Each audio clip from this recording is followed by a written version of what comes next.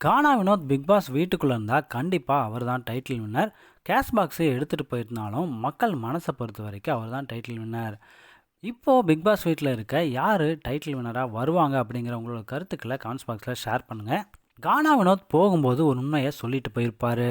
அவர் சொல்லி முடிச்சதுக்கப்புறம் விஜய் சேதுபதி கூட இதை நான் உங்ககிட்ட கேட்கணும் அப்படின்னு நினச்சேன்னு சொல்லியிருப்பாரு.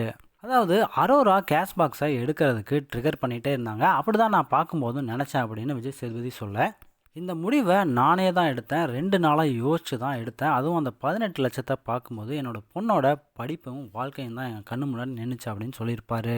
கேஷ் பாக்ஸ் விஷயத்தில் யார் மேலேயும் ப்ளேம் பண்ணாதீங்க அப்படின்னு சொல்லிட்டு போயிருப்பாரு.